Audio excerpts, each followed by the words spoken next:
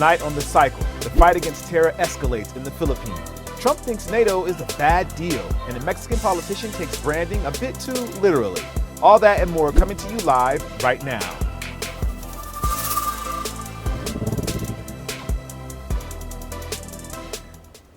Welcome to your Thursday edition of The Cycle. I'm Jacques Slade. And I'm Aaliyah Jasmine. Here at The Cycle, we give you the news and cut out the noise, so let's run through the day's biggest headlines in rapid fire. This is In Case You Missed It. It's Election Day in Montana, where voters are faced with a congressman who really wants your vote, brother.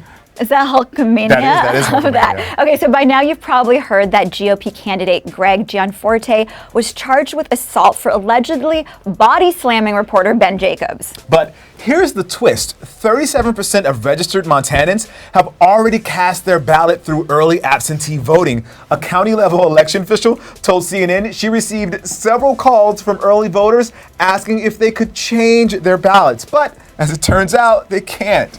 Don't worry, Greg. Even if you lose the seat, Vince McMahon wants you for WrestleMania 34. Brother. That would be amazing. How did I do that? No, you were good. Okay. You were good. Almost as good as me. All right, next up. An appeals court upheld the block on Trump's travel ban. You know, the one that's not a Muslim ban, but it's actually totally a Muslim ban. Like, totally actually. Totally actually, yeah. It's yet another major court defeat for Trump's lawyers. I mean, where did these guys get their law degrees? Trump University? It's a good one. We're on a roll today. We're on a roll. All right, moving on. Trump's European tour continued with a NATO summit in Brussels. And maybe Europe will really change him. You know, like that one annoying friend from college who did a semester abroad. Let's take a look. It's like a basketball move right there. Yeah, that is the president appearing to shove the prime minister of Montenegro out of the way to get to the front of a photo op. Like my 5-year-old nephew, he gets a star taken away in school if he cuts like that. Yeah, so I guess Europe hasn't changed him at all, which reminds me, it's Throwback Thursday, so that girl from college should be posting a cell phone photo of Prague right about now. Yep, check your Instagram. Yeah. Finally, no one seems to know why the guest reception manager from Trump's Mar-a-Lago resort is currently in Italy helping prep for the president's arrival. She has no experience working for the government, and yet BuzzFeed reports she's been given an official White House email address and BlackBerry. It's especially concerning because she's married to Ari Rinkus, a twice convicted financial fraudster who, according to one CEO, boasted about his connection to Eric Trump to try to close a business deal. Wow, so impressive. You have connections with the Joey Fatone of the Trump family. Big whoop. NSYNC callback. That's great. And that was In Case You Missed It.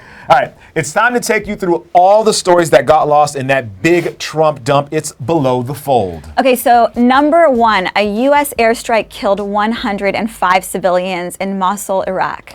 The bomb was intended to kill 2 ISIS snipers inside a building, but the Pentagon says the bad weather prevented surveillance teams from seeing the civilians and a big cache of explosives that were also inside the building. Moving on to our second story, last year's Miss Black Texas winner called for charges to be filed against the police chief who, she says, had her wrongfully arrested and called her a word we cannot say. Yeah, Carmen Ponder says the chief didn't like the way she passed up his car while he was teaching his 14-year-old daughter to drive. So he followed her to a Walmart parking lot where she says several of his officers confronted her and demanded an apology on his behalf. She refused, ended up being charged with evading arrest. Ponder wrote on a blog that her only crime was the color of her skin. And in case you're wondering, the chief has been placed on leave while the city investigates. Yeah, rightly so. All right, story number 3 is more craziness out of the Lone Star State, though a little bit lighter. Lawmakers there just okayed the hunting of feral hogs and coyotes from, get this, hot air balloons. Yeah. It's like totally huge news for like the Wizard of Oz. And I don't even know what happens if you pass the police chief in a hot air balloon. Oh, it could be bad. Okay, and finally, our fourth story, a phrase you thought you'd never hear. Academy Award winner Adam Sandler. Me and my friends say that all the time. Of course you do. Of course. But that's the word out of the Cannes Film Festival, where Sandler received a 4-minute standing ovation and lots of Oscar buzz for his role in the upcoming Netflix movie, The Meyerowitz Stories. Actually, I think that he was supposed to win an Oscar a few years ago for Jack and Jill, but Warren Beatty read the wrong envelope, so. That's happening so much lately. I know. And that's below the fold. Okay, and now it's time for a story that for a lot of us was just too TLDR, or too long and didn't read. We're focused on scary developments in the Philippines, where President Rodrigo Duterte recently imposed martial law in an area of the country where troops are battling fighters linked to ISIS. Reports coming out of the city of Marawi are awful. Thousands of civilians have fled their homes, and at least 30 people have been killed by the insurgents. In most countries, the leader announcing that his government would be taken over to squash a terrorist uprising would be encouraging, but that's just not the case when it comes to the Philippines. Since taking power last year, Duterte has ordered the killings of thousands of people as part of a self-proclaimed war on drugs.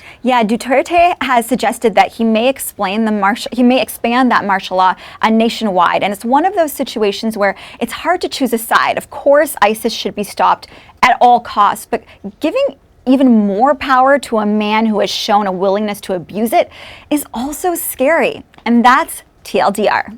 So we know the news can be boring. In fact, we're here to make it more exciting for you. So you are pretty spicy. I am spicy. So whenever we cover a bland, but let's say hugely important topic, we'll keep you engaged by cutting in with irresistible viral videos. This is a segment we call Eat Your Veggies. Okay, so earlier in the show, we talked about Donald Trump's visit to NATO, and lost in all those wacky gifts, there's some really troubling stuff in there. It's a little complicated. So every time we feel that you start to doze off, we're going to hit you with one of these hilarious video clips. Like an Easter bunny. An Easter bunny parachuting. It kind of looks dangerous for the Easter bunny. Okay, so great. Let's get started. NATO, or the North Atlantic Treaty Organization, is a military alliance between the U.S., Canada, and a bunch of European countries. It started in 1949 in the aftermath of World War II. The key element of NATO is called Article 5. Essentially, it says that any attack on a NATO member is an attack on all countries in NATO. If someone invades, say, Greece, the other 27 countries in NATO are actually obligated to help out. And that's why all those European leaders looked so nervous today. It wasn't because they were afraid Trump would shake their hands. No, it was because Trump has repeatedly declined to clearly say that he would honor Article 5. And he did that again today. But what exactly is his issue of the 28 with NATO? member You guessed it. nations He thinks it's a are still not bad paying deal. what they should Here's what be he paying said. and what they are supposed to be paying for their defense. Wow. Sorry. Okay, we just gave you 14 seconds of Trump, and you definitely need a break before we finish explaining. So here you go. Oh, I'm a polar bear on ice. In honor of the NHL playoffs. Yeah, it's like cooler than a polar bear's toenails. There you go. All right, the core of Trump's argument is that if other NATO countries don't pay their fair share for defense, why should the U.S. cover their cost? A great question, but also a completely nonsensical one. The reason being, there's not one big pot of cash that everyone chips into. The agreement is that each country spends 2% of its GDP on its own defense. That money was always intended to stay inside each individual country. No one owes the U.S. a penny in this case. And get this, that rule, it doesn't even go into effect until 2024. All right. We're almost to the home stretch. We're almost to the home stretch. Come on. All right, here's one more clip to get you through. It's a robotic stuffed animal It's like for a robot seal. seniors. Okay, so Trump's opinion of NATO is founded on a complete misunderstanding of the spending agreement. Oh, and don't forget that the only country to ever benefit from Article 5 is the United States after September 11th. So Europe's leaders are rightfully worried. What would Trump do if, to pick a totally hypothetical example, an autocratic leader invaded a neighboring country? But we don't have to worry about that because stuff like that never happens, except for when Vladimir Putin annexed the Crimean Peninsula in Ukraine 3 years ago. If Ukraine had been a full NATO member, what would we have done? Okay, you guys did great. We hope you learned yourself something. That was Eat Your Veggies. Okay, finally today, have you ever tried to explain how a hashtag works to someone who's not super internet literate? It's sort of hard to explain.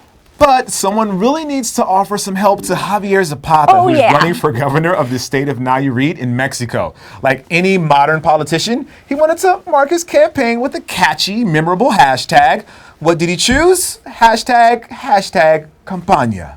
Okay, in case you can't quite translate on your own, that means his campaign hashtag is hashtag campaign hashtag.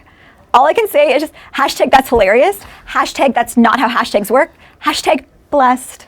In his Always blessed. defense, the hashtag has gotten him a lot of attention, though maybe not the type he wanted. No press is bad press. He even got a shout out from Netflix, who today promoted the new season of House of Cards, which you love, with the hashtag House of Cards. Well, in our opinion, coverage of this story is missing the real news here. Take another look at this guy's mustache. It's so lush, it almost covers his entire bottom lip. Hashtag sexy. Hashtag what lip? And that's another week of the hashtag go. cycle. All right, if you catch anything over the weekend that needs our attention, leave us a comment. In the meantime, you can follow us and you can follow me. I am at Cousteau. I am at Aaliyah Jasmine, hashtag Aaliyah Jasmine. And make sure you follow us at The Cycle Live. See you Monday. See you Monday. Make sure to follow us at The Cycle Live on Twitter and Instagram. And like, share, subscribe to us on YouTube and Facebook, all that good stuff at The Cycle